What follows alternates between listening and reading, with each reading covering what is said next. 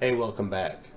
Before we started today, I wanted to give a shout out to today's sponsor, and that would be toilet paper.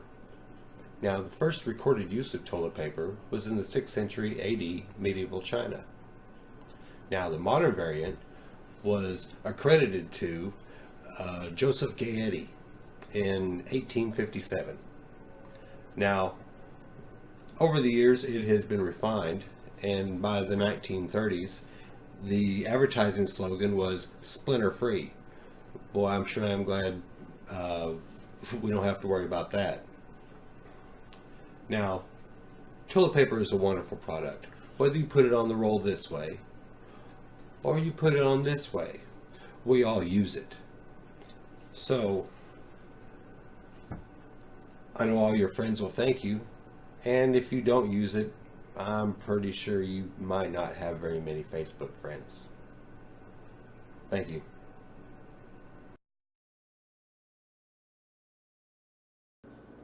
Hello, welcome back to the channel.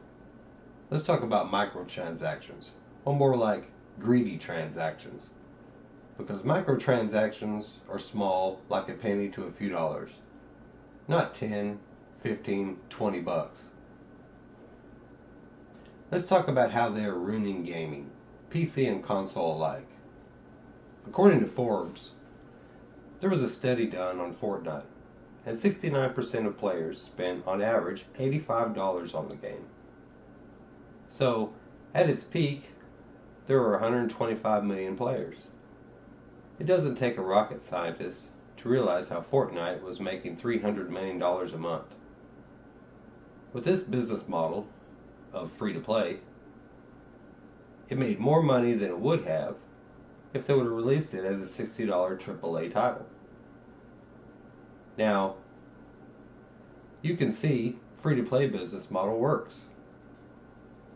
Look at Epic Games. They're rolling in the dough. But herein lies the problem. AAA publishers like EA, Activision Blizzard, and until recently my favorite game developer, Bethesda, have seen this and gotten greedy. They feel that they can release a $60, $70, $80 title and use greed transactions too. You can't use both business models and expect good results. Controversies aside, just look at EA's Battlefield 5, Activision Blizzard's Black Ops, and Bethesda's Fallout 76. Now, selling extra content is fine in a free-to-play game, as long as it's not pay-to-win bullshit. Gamers may not realize that companies are cutting content out of our games in the hope of using it to make money on it later, in the form of greedy transactions. That's bullshit.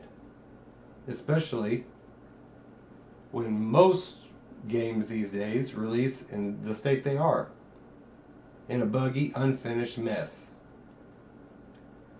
But anyway, with the content cut, it leaves us as consumers with an empty game.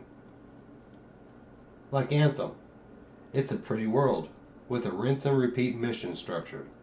That's boring. And Fallout 76, again, a pretty world, but not a lot to do once you get to higher levels. Then you have Black Ops 4 by Activision Blizzard, the worst offender in my eyes. It wants both business models, a $60 game up front, a $50 battle pass, and greedy transactions.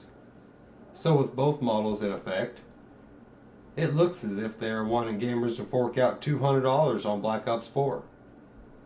It's all greed. Gamers' wallets are finite, not infinite. Why would gamers fork out money for games that are unfinished, buggy, and require day one patches? Day one patches are unacceptable. Did they not test their own game? But I digress. That is a topic for another video, and also before I go into a rant. And back to the greedy transactions. And the free-to-play models like Apex Legends, Fortnite, and let's say Realm Royale, while it still feels at $15 to $20 they're asking for skins, is totally, oh gosh, it's just expensive and brutal. But they can get away with it because I didn't pay anything for the game, and it's just cosmetic. I don't have to buy it to play and to win. Battlefield 5 is a AAA title you pay for. Shame on EA for charging for some crap to squeeze more money out of me. Same goes for Bethesda with their Fallout 76. I purchased the $80 Tricentennial Edition. Then they want 14 to 18 bucks for armor skins. That was the price for DLCs for Skyrim and Fallout 4 that gave you almost 20 hours of gameplay. That is ridiculous and bullshit. Next comes the worst offender, Activision Blizzard with Black Ops 4. The publisher is a travesty. They waited for the game's review cycle to finish, then they hit us with the greedytransactions. This is all crap. Microtransactions belong in free-to-play games and mobile games, where they all started. And the greedytransactions need to go away. They need to die. Now, I don't want to see my favorite game publishers go bankrupt, but they do need to be knocked down a peg or two.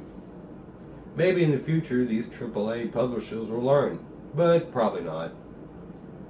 They'll keep on producing this bullshit business model and wonder why their games don't sell like they used to. I mean, duh. Well, that's my 2 cents. If you liked the video, be sure to subscribe and smash that like button. Until next time, I'm out of here.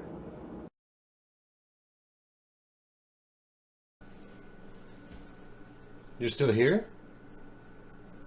The video's over. It's okay, there'll be others. I can't wait to join you next time. Bye.